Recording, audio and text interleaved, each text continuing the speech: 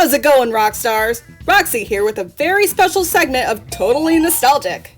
It's the month of April, things are beginning to turn green and vibrant. People are emerging from their hidey holes to enjoy the great outdoors. April is also a time to celebrate good old planet Earth and thank her for all that she's offered us. That's where Earth Day comes into play. And here to help me with this, as she is far more suited to these sort of things than I am, is none other than the Queen of Green herself, Peace Paw Coyote. Happy to have ya. Thanks, Roxy. Happy to be here. With it being Earth Day, this episode definitely has this green coyote written all over it. Roxy and I have compiled some environmentally aware classic greatness. So for today's segment, we will be celebrating Earth Day the nostalgic way. So as our contribution to you, the viewers, and to our planet Earth, we bring you Totally Nostalgic Earth Day.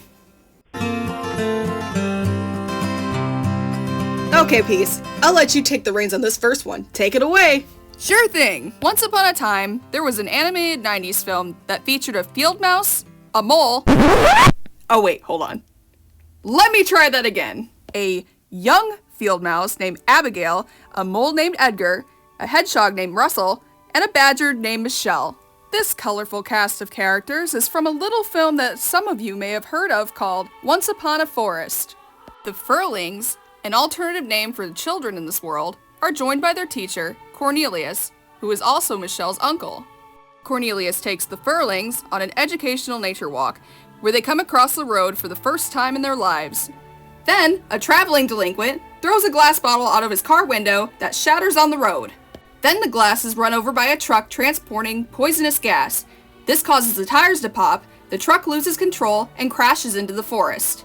Cornelius and the Furlings see the damage the poison has done to the forest, which causes Michelle to panic. She frantically runs home to her parents, who have already succumbed to the toxic fumes. Abigail runs inside Michelle's home to look for her, defying Cornelius' orders to stay outside where it's safe. She discovers Michelle passed out on the floor and carries her up to Cornelius. The Furlings take Michelle back to Cornelius' home, where he practically demands them to head out and find herbs to save Michelle. What a responsible adult!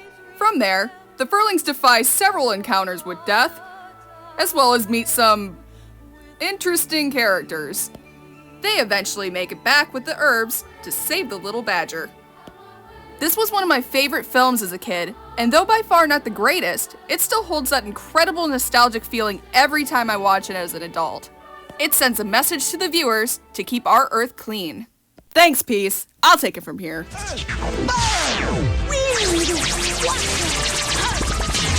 Like I said, the Planeteers will take this next one. Ever remember saying, hey, you know what would be an amazing idea for a superhero? Yeah, me neither. But somewhere along the way, someone thought this was a great idea, so Captain Planet was born. I have nothing against Captain Planet. I think the message he stands for is great, but I can't help myself in giving Mr. Mullet Man a hard time. The series begins when Gaia, the spirit of the Earth, is no longer able to stand the destruction and pollution that is plaguing the planet Earth. She sends 5 magic rings out to 5 specially chosen young teens.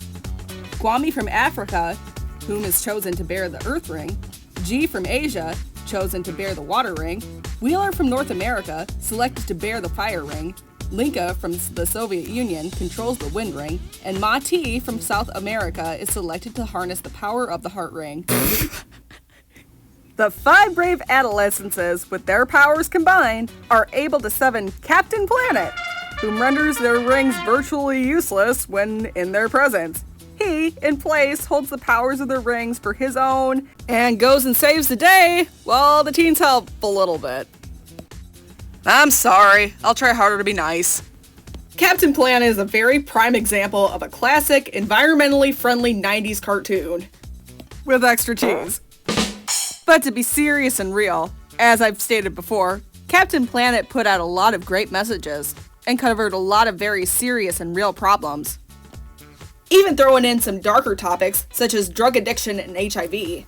I applaud him and his brave team of heroes for teaching children not only what they can do to help keep our planet clean and safe, but also about topics that they may be subjected to later in life. Thank you, Captain Planet.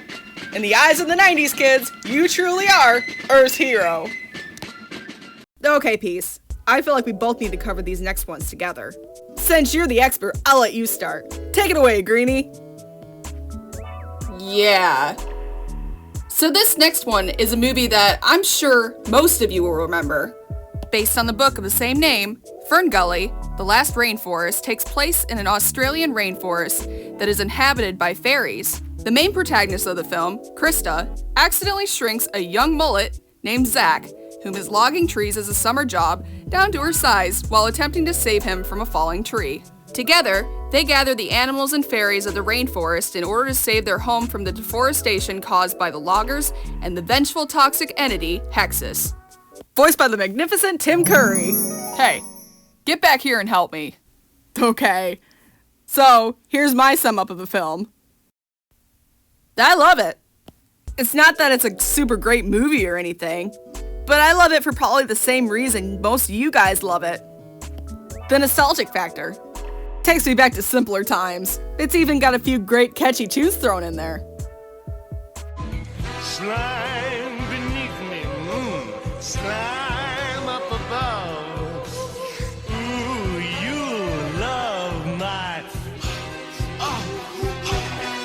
toxic love. Yeah, that one's my favorite. All of our cosmetics are non-carcinogenic.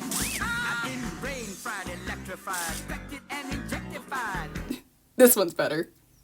Yeah, that one's pretty good too. But, you know, Curry. And since Peace was so kind to do most of the previous one, I'll go ahead and start this last one. The Big Help! This incredible idea from the heyday of Nickelodeon was a sort of community outreach program beginning from its debut in 1994. The Big Help was a yearly event which involved kids from around the country trying to get one of their local parks restored and refurbished by Nickelodeon. Once a park was chosen, the refurbishment would take place in an 8-hour-long special. So, as a part of Peace and I's Big Help, we've gone out and purchased a plant to give back to our planet. We hope you all do something special to help our planet, not only today, but every day. Go green, guys! Stay rockin', Foxheads!